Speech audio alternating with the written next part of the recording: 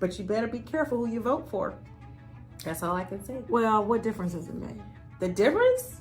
Well, do you think all of society will end? Do you think life will continue to go on, right? Life will go on. Okay, so number one, what's the worst case scenario? The worst case scenario. Now, me being a Christian, so if we have someone who continuously uplifts anti-Christian policies, I don't know, is God going to say, hey, I'm ready to just destroy everything at this point because they do not serve God anymore as a nation? I don't know. So death.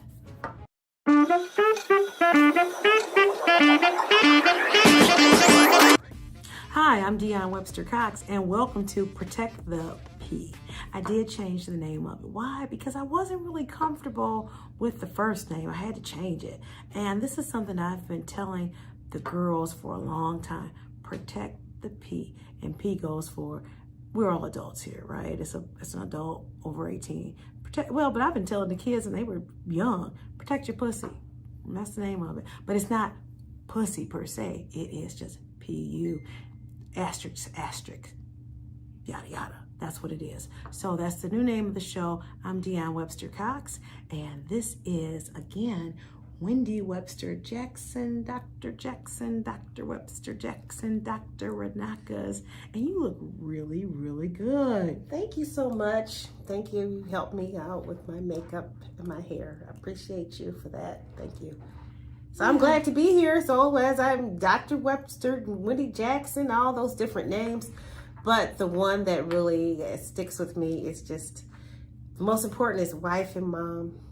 Wife and mom. And that's the most important one of all my different hats I wear. I think so. Yes. I'm going to pick up my daughter today. She's with her dad, and I'm going to pick her up at 6 o'clock. And I can't wait to see her because that's important for me too. The hat of mom. That's what I pride myself. That's my biggest flex, right? Mm-hmm. Everything else I've done, but the flex is this. So we needed content, so we're here. Mm-hmm. That's number one. I did take my social media people to Atlanta this week for the podcast summit. Mm-hmm. And whereas I didn't really participate, but I expected them to participate, which they did. They went and they did the best that they could. So I'm happy about that. I'm happy that they were able to get whatever knowledge they were able to get. And I got some knowledge as well, which told me that I was on the right track with what my thought process was. See, I'm the one that sat back in 1999 and put out my goals. And one of my goals was to start a public speaking business. And I started that in 2007. Now, I'm going back to it here in 2024. So it's never too late. Well, 17 years, that's pretty good to go back through and, to still be a young woman. I consider 50s young, I guess because I'm 51, but I consider the 50s young. And I always say this, I look at life as a chapter. I divide my life into chapters. So now I'm in this new chapter, and that's what's going on. So it's never too late for your chapter. As long as you're still alive, you can start a new chapter and change your destiny almost. Make different decisions. It's never too late. That's my motto. So we had to come in today. And why? Because number one, we were announcing the new name of the show, Protect the P. Mm-hmm. Number two, there were some things that happened because there's some of you out there that happen to be real big believers in who you believe in and what you're going to vote for. And we saw a situation where there was this young, I don't know. Well, it was this black woman. It was a black woman at a Biden rally, and she was standing in the front row. She had her sign up, and she was so excited, and he ignored her. He walked right past her. And this look on her face, I said, you know what? If someone ever made my child look like that, I looked at her as a mother. I said, oh my God, that could be my child. I would be a little salty with someone that just take the joy out of my child's eyes. Because she did. She looked so forlorn. I said, oh God, that's sad. But they have recently put more into the video that previously or afterwards, he gave her a hug. But at that moment, he completely dismissed her. And that's the moment I'm looking at, regardless if it was rectified or however. I don't know what's doctored or when everything took place, but I saw that, and millions of people saw it also, where her smile. Well, let's play it right now, just for the people that don't know it. So we're going to play it. Did you see that? Did you see that look on her face? Mm-hmm. It was sad. It was very sad. It was just a sad situation. Yes. And I just think that if this is, and that's not, I'm going to tell you something. People come up to me and I can't say I always say hi or what, I can't say that. So I get it. I really get it. So I don't know. Is that something that we say to the guy? Does that make him senile, or does that does that do anything? Because which one is it? Does he have dementia or some type of cognitive defect and he just only sees certain people, or he just really didn't give a damn and he was ignoring her and then somebody said, hey, go back and say something to her later? Which one is it? I can't answer that, but I can answer this. My question is this, because I'm very big into politics. I'm always looking. So for this, I have a question. I said, well, who put that video out? I said, was it Kamala? Is Kamala like this little genius out here? Because she would be the next person in line if Biden has to go. They would almost have to run Kamala. And I said, well, really? Almost, unless they pick someone else before the Democratic nominations at the they're going to do that probably in a couple of weeks at the big event that the delegates, the precinct delegates, and everyone, or all the delegates that are sent to the commission. I'm trying to think of the name of it. The delegates have to pick who they want to nominate for president, and they can actually run. So it goes both ways. So you could either have the Republicans could say, hey, we don't really want Trump, and they can kick him out. So he's a presumptive nominee, but he's not the definite nominee until the delegates actually vote on him and say Trump is our delegate. So up to this point, with this new scandal, I said, I wonder who put it out. Was it the Trump camp, or was it really the Kamala Harris to make him look bad and give her more sympathy, or more, how should I say it, more thought of her being a black woman, and she should be next in line for the nomination for the presidency. So I said, I will wait and see. But all I can say is this election is exciting, and I'm not going to say exactly what is going on, who I'm personally voting for, because I'm not getting into the national elections. I'm concerned about my own election, local, Oakland County. But as it comes up, be prepared, get your seatbelts on, and get your popcorn, because it's going to be one heck of a race until we find out who the nomination is. So if you're on social media, do not believe half of it unless you actually see it, because AI is taking over and you don't know what's real or not. So I say believe half of it. And if it seems too outrageous, do some fact checking. So I personally am not going to say anything unless I know it's a fact, and I'm doing some research. So I did see the video with the black woman, and I made sure it was a real video and it was a real event. So yes, there's a real event, and it really did happen. So that was it. But it's exciting. That's all I can say. It's exciting. It's exciting. But you better be careful who you vote for. That's all I can say. Well, what difference does it make? The difference? Well, do you think all of society will end? Do you think life will continue to go on, right? Life will go on. Okay, so number one, what's the worst case scenario? The worst case scenario. Now, me being a Christian, so we have someone who continuously uplifts anti-Christian policies. I don't know, is God going to say, hey, I'm ready to just destroy everything at this point because they do not serve God anymore as a nation? I don't know. So death. Or just economic collapse. So what's the worst thing? The worst thing is economic collapse. Okay, no protection, invasion, our enemies looking at us as if, hey, we are weak, because we are looking a little weak. We have our Admiral Rachel Levine in a dress. He's a man, and he walks around his dress and his wigs. Well, what would be the difference if he were in Scotland or if he were wearing a kilt? If he were wearing a kilt, then that... Or in Fiji, the men wear skirts. In Africa, they wear the dashikis, so there's a dress. But it's culturally here, and he's claiming to be a woman. So he's not just saying he's a man wearing his own fashion choices. He's actually a man saying, hey, I'm a woman now. He has kids. He had a wife, but then he decided to be a woman. And I'm not even judging that situation. All I know is that he is one of the top people in our military, and that's what our enemies see. And that's how I look at it. I look at that on the national stage, because being the president is not just something for here in the United States. We are a world power, and we have to demand respect across the world. You know, we're not we're being laughed at. And unfortunately, because our military, they run around and they have all the ones who want their sex changes to get to run around in their makeup and wigs and dresses, just like, what was that show? MASH. Remember MASH? And you had the one. Oh, right, MASH. He would try to get kicked out the military because he was wearing, what was his name? Klinger. Well, no, it wasn't Klinger. Klinger. That's not Klinger. But it was the one who always wore the dresses. They would never kick him out. He wanted to act like he was mentally ill because he was, in drag. But it's real. So, what, 40 years later, it's reality. Was it 40 years? That we have that. I think it's more than 40 years. Maybe 50 years. 45. I remember watching MASH. Wow, MASH. And they were in Vietnam, weren't they? They were in Vietnam. No, was it Korea or Vietnam? We need to check that. We do need to see. We'll check that and make sure. But I definitely remember they were in war, and you had hot lips, and then you had the really cute colonel that was there. And yeah, it was. I remember MASH. Yes, I remember MASH. Alan Alda was in that vehicle.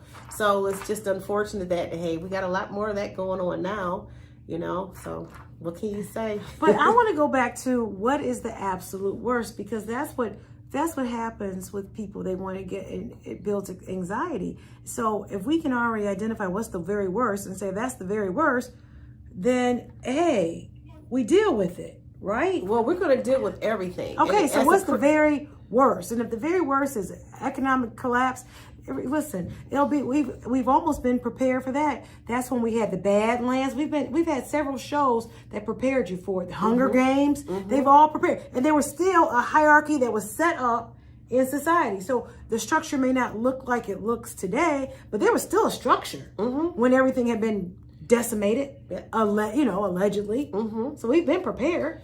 But as a Christian, I have to be honest and say, hey, regardless of what happens, I truly believe we're going to be okay. Christians are going to be okay regardless.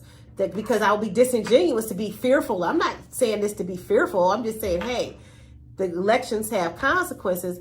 And also as a Christian, God is in control. So I can't say anything more than that. But I'm still into politics because I believe we do need people who are moral to be in the legislature to say, hey, certain things that protect society should be there. That's just what I believe. And make laws to help people, the vulnerable in society, and to help. Okay, so regardless of whoever is going to be elected in November, we're still going to have laws. We're going to have little sub-governments, little city, local governments, state governments. That's not going to end, right? Well, not unless we're invaded and they just take over. I mean, or who's to say we're not already being invaded by a certain group of people that they're giving money to and giving all that stuff to? That's another issue. So we have a lot of illegal immigrants that have been coming over. I don't know if they've been promised jobs, food, money, but once they get there, it's thousands and thousands pouring over every day. But they did just try to limit that to maybe 1,500 to 2,000. But prior to that, it was the states, period. No, across coming through certain borders, California, Texas. So what the problem is that I have with that? So why not let the Mexicans in who've been trying to get in? Why let the other groups in? I can't answer why they do that. All I know is that what I have a problem with is that when they get here, they jump way over our heads. They get money for food, money for rent. They put them up in a nice hotel. Healthcare is free. And what about our people who've been here that can't hardly get anything for free? I'm going to talk about black people or different poor people, poor white people, poor Asian people. The illegal immigrants are jumping right over all of our heads to get that. I have patients that at Albion that would love to be able to get a bridge card of so many hundreds of dollars a month to be able to eat. There's my seniors in Albion. So I'm not going from guessing or conjecture. These are the people I actually travel 2 hours to go see and take care of them, and they're hurting. So I do have a dog in this race because they're my patients, and I look at them as family, and my family's hurting from these outrageous prices, and to see other people get ahead of them, it hurts, and it's not fair. So I thought that there was something going on, a commercial saying that under Trump, no one had healthcare rolls were going down. Just more information that just, to me, sounded like misinformation. There's a lot of misinformation going on. And if you look at actually what Trump is saying, President Trump is saying that they will not touch Medicare. That's one of the scare tactics that the Democrats put out to scare seniors into voting. Okay, a lot of this is going to be giving you a spirit of fear, and that's how you know if you're a Christian or any moral person. You know God is not giving you a spirit of fear, but of power, love, and a sound mind. So I stand on that during whatever happens. They say, "Oh, Medicare is getting cut." No, Medicare is not going to be cut. They also say, "Oh, they're going to take away your right to have abortion or reproductive health care, birth control." That's not true. When Roe versus Wade was reversed, it put all the voting power back to the states to vote. So your state. So if you want to change your state's policies, get out there and get your group of people and talk to your lawmakers. That's what you do. Get your petition out and then say, "Hey, we want abortion on the ballot," or "We want to take it off. We don't want it in our state." That you have the power of that. So I just want to give the power back to the people, because the government is us. We are the ones who vote for everyone. So, and you know what? Now that you say something, maybe the show is Protect the P. Because P could go for people. Mm-hmm. P could be, like I said earlier, pussy. Mm-hmm. P could be pride. Protect your pride. Protect. So P, there are a lot of adjectives and a lot of nouns that come under P. Mm-hmm. So I think protect the P. I'm listening to what you're saying, and P, people. I like that. We have to. And that's one of the reasons that I'm running, is just to protect the vulnerable. So many people in here, they cast out, and, the elderly. It would be so easy for some people, and I'm not judging. Don't ever think I'm judging. I just want them to let you know there are other options. But what's the problem? What if you are judging? What if I'm judging? Well, I'm just going to say what I feel, if you can agree or not. But I would like to see more seniors be able to stay in their homes. But where are they going if they're not in their home? But okay, so when you say stay in their homes, what if they have a big, huge, raggedy house and can't take care of their home anymore? What does that mean? I think that broad statement is really, if they want. So if they want, but for them to stay in their homes, I mean, my one to stay in her home, and that was the worst place for her to be. She stayed there all 7 days and was dead on the 10th. I know, that was sad. So she did not manage. Or maybe I should streamline it to say maybe seniors should live with loved ones. And I know not everyone wants their senior to live with them, but if it's possible to keep them with you in some way, I don't know. See, that's what I'm saying. We want to make these huge blanket statements, and you just happen to make a huge blanket statement, and sometimes I make a huge blanket statement as well. But when let's break it down.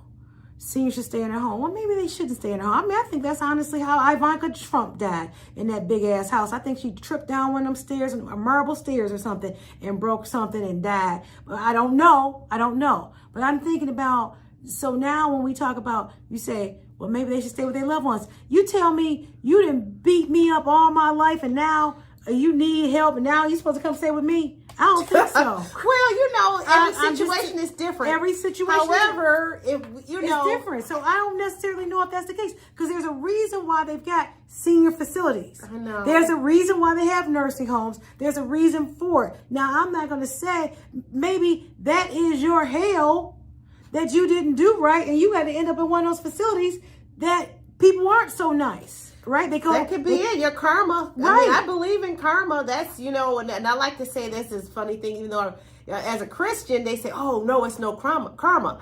But picture this. So God has his law. It's consequences. He always says you reap what you sow. So I consider that karma. So he still set up laws, whether you believe in God or not, it's still consequences to your actions. But it comes down to these the seniors and where they should live. Of course, we want everybody to be in a nice spot, but certain things we don't have any control over. No, we don't. And we don't want anybody to be mean to anyone. No, we don't. Right? We don't have any control of that. I just say me, but maybe I am one of those people that just love to just think about this perfect situation that can happen. And it's not reality, but can I at least hope and give some people hope? I don't even know if that's a realistic hope, because that type of hope will lead to depression and anxiety in people. thinking that this is the way things are supposed to be, and they're not living that way, and they don't have it that way, then they get all upset about it. So I don't know if that is, for me, I'm not putting that out there like that, because there is no perfect situation. You know, I was down, now here it is. This was the very first time that I went out of town before I was as an adult, and did not drink at all. And what I was able to see was mind-opening, right? So this journey where I didn't even understand why, because normally I would go out of town, at least that was my time to drink. I had stopped drinking, and I would only drink when I was out of town. Right. And I guess I would show my ass and upset people, and they just couldn't take it. But finally, whatever, it happened. I will tell the truth. It happened, okay? So then finally, I was coming back from the Canary Islands, and I was in Germany, and something said, that's it, you're done on drinking. And I wondered why, and I was sad about it. But I said, okay, if I'm done on drinking, and then I had to come up with my own, I'm trying to justify why I would stop drinking, right? I said, well, I'm going to be traveling more for business, and I shouldn't be, if the whole purpose was to go out of town was to drink, but if I'm going to be traveling for business, then I shouldn't be drinking anyways, because I want to be in my right mind. Yeah. Now here it is. I'm out of town. I am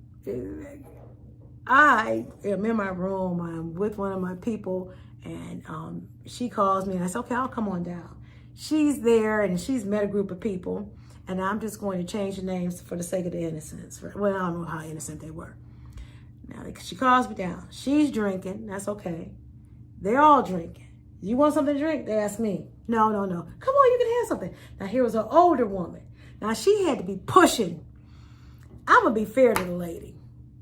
She was somewhere between 70 and 80. And she was keeping herself together, you know. She had her tongue ring in her mouth, and she was doing her thing. Okay. And she said to me, don't worry about it. It's okay. It's all good. And she kind of winked at me. And I said, I still don't need anything to drink. Yeah. Because I'm not here. So now I'm listening to the conversations and what is being repeated by each person over and over again. I no longer have the patience to listen to, I'm gonna call it what it is, drunk shit. I had no patience for it. When you're sober, it's hard to listen to drunk people. When you're not drinking and people are drinking, it is the most annoying shit ever. You repeat the same thing. And you're like, what the heck? No, it ain't a what the heck, it's a what the fuck. It's like, what the fuck? And finally, the woman, she's like, you want something to eat? And I said, no, I'm okay. She's like, no, it's okay. You don't have to pay for anything.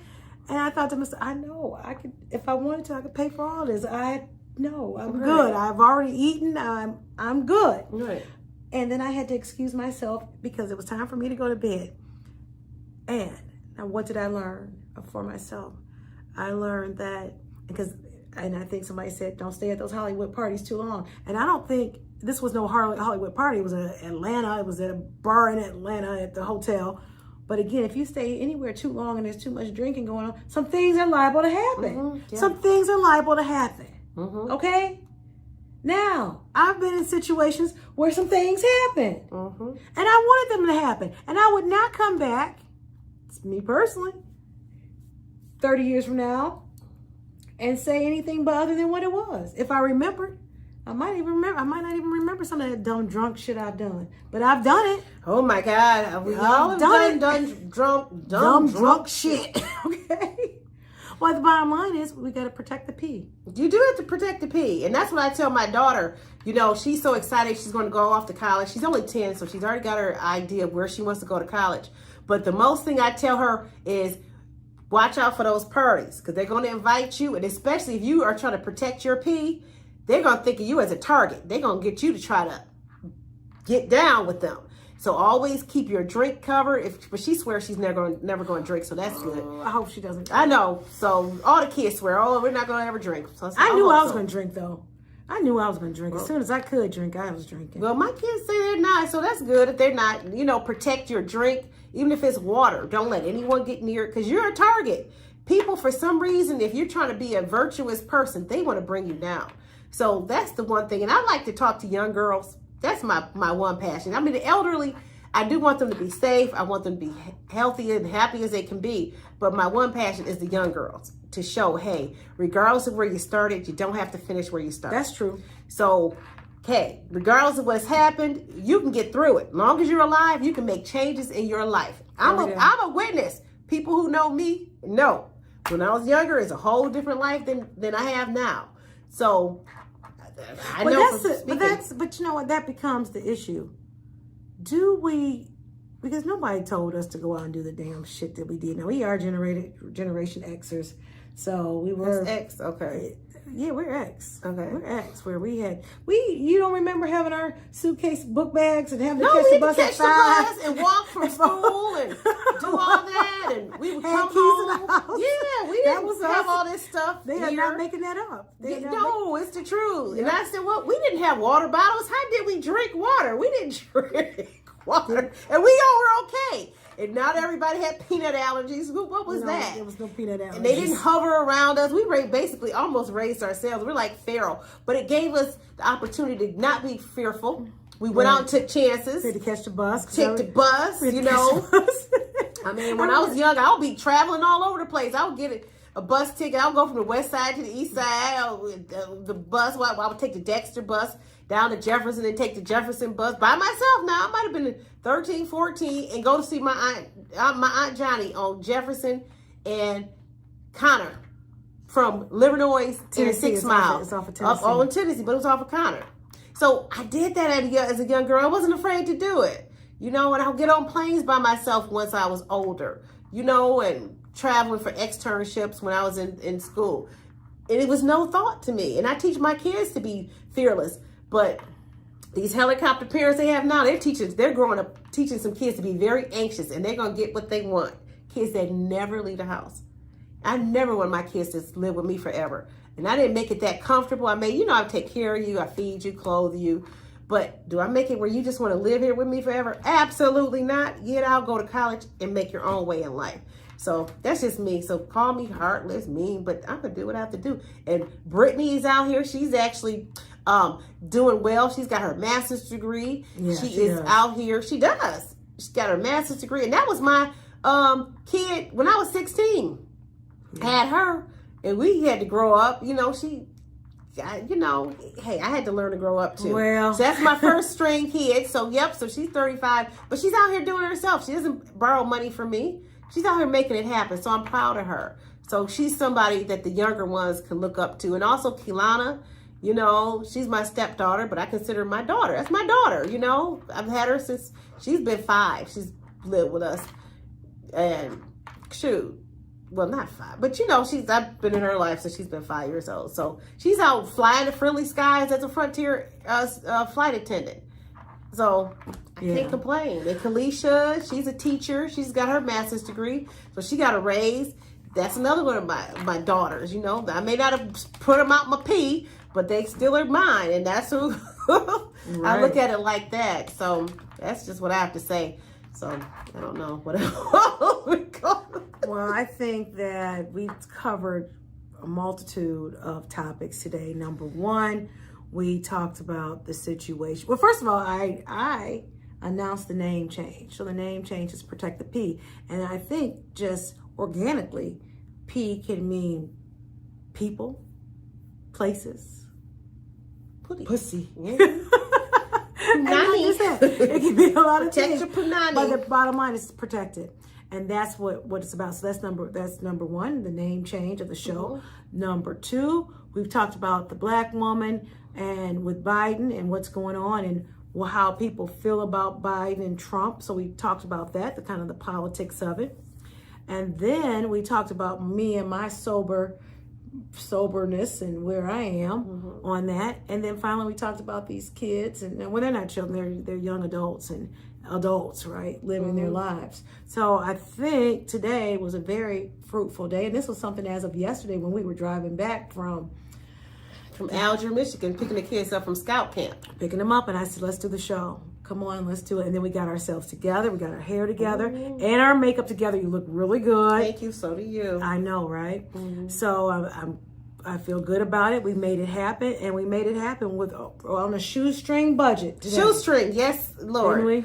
We did. So with that being the case, thank you again, sister, for coming. Thank you for having me. And guess what? Protect the pig. Protect your pig.